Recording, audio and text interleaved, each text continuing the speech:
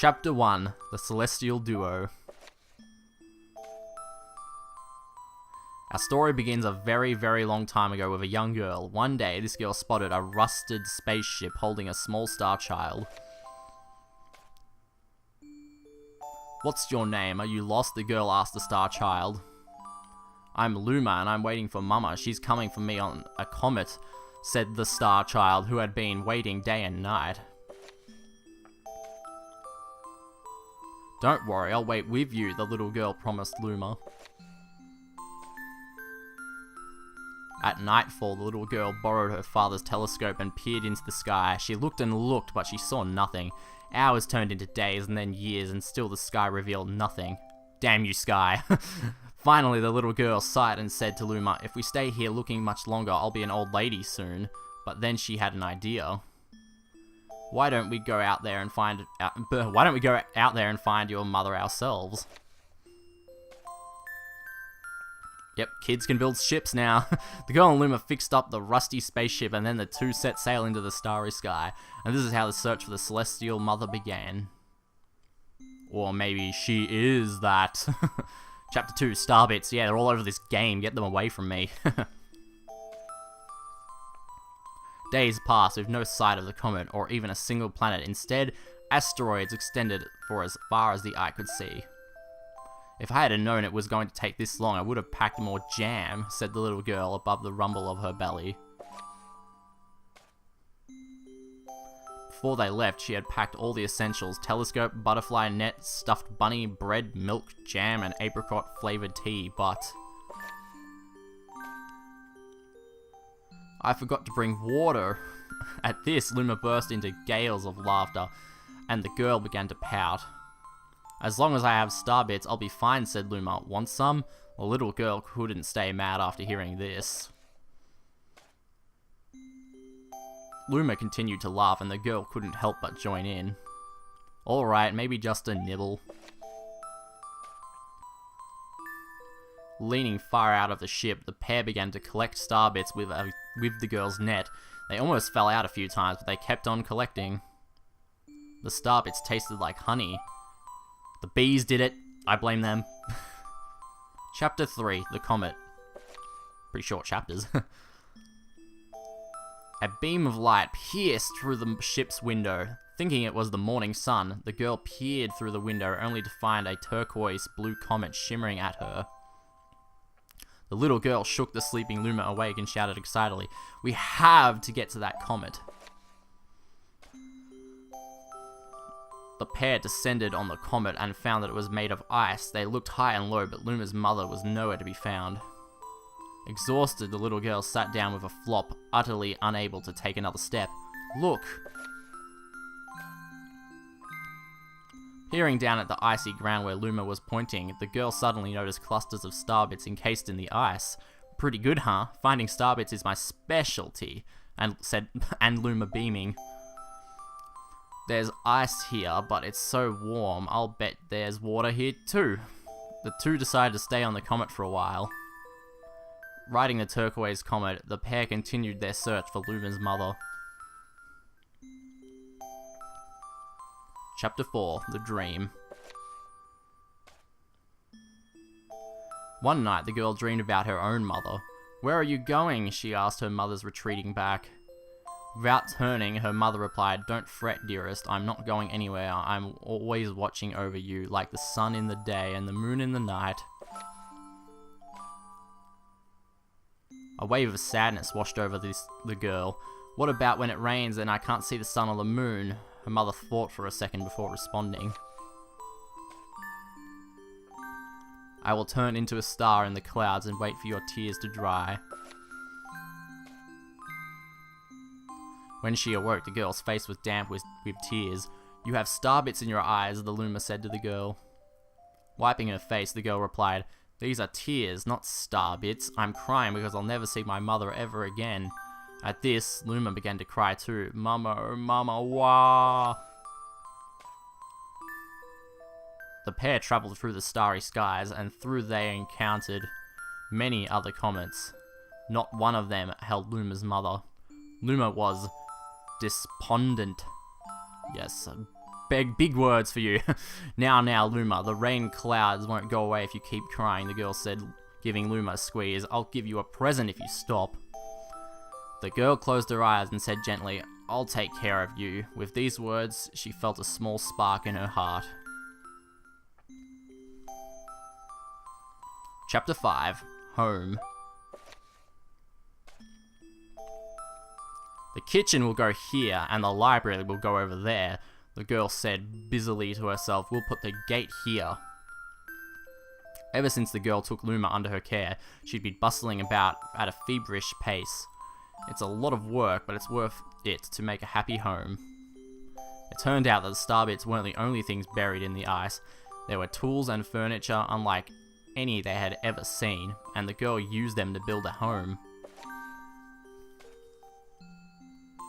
Looking at the complicated house, Luma remarked, don't you think it's awful big for just the two of us? With a library, bedroom, kitchen, fountain, and gate, it was certainly spacious, but still something seemed to be missing. If only my father, brother, and mother were here, the girl said wistfully. Indeed, the house was too large for its two small residents. That night, clutching her favorite stuffed bunny close to her heart, the girl fell asleep in the starship. Chapter 6. Friends.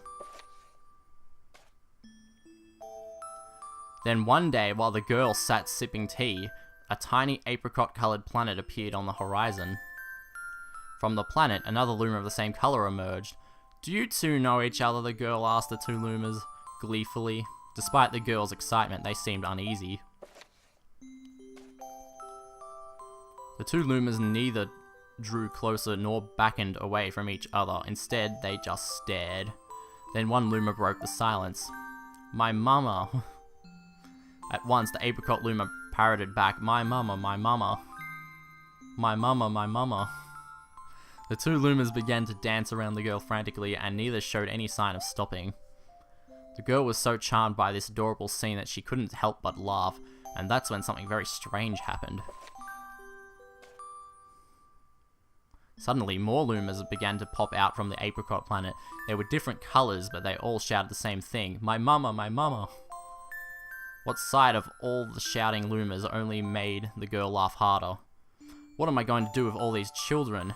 The Lumas just stared blankly as she doubled over laughing. I guess we'll have to name each and every one of you. Tomorrow, once she had finished naming them all, she would begin moving all the Lumas into a new house. Into the... I can't read anymore. Too much reading. Chapter 4, the telescope.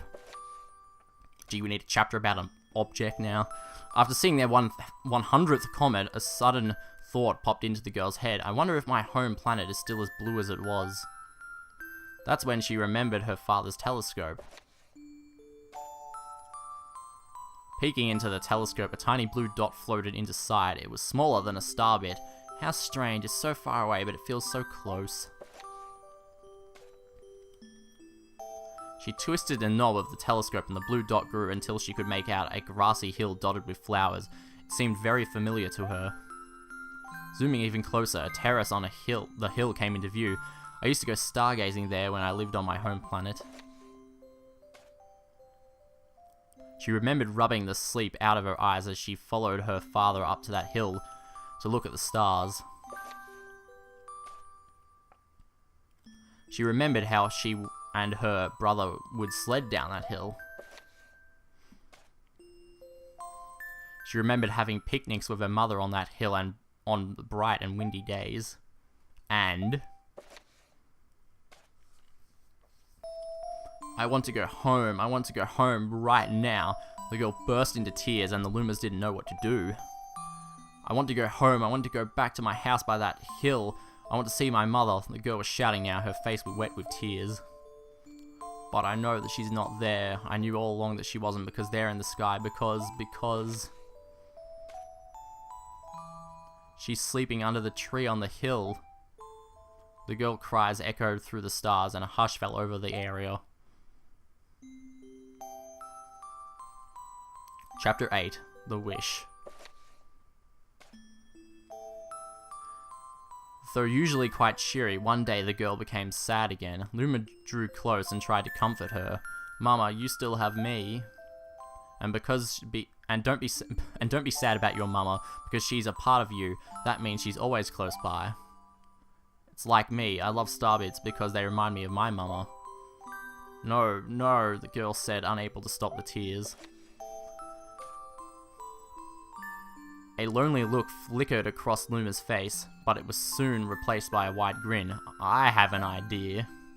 I will transform into a comet and a soaring comet that can carry you all on this journey. With that, Luma, trailing bands of white, soared high into the sky and just as quickly started to plummet back down. Kaboom! Kablam! The ground shook and a bright light poured out of the crater that the Luma had created. The bands of light twisted together to form a comet trail. And then Luma emerged, reborn as a comet. The girl could scarcely believe her eyes. But how? She kept asking.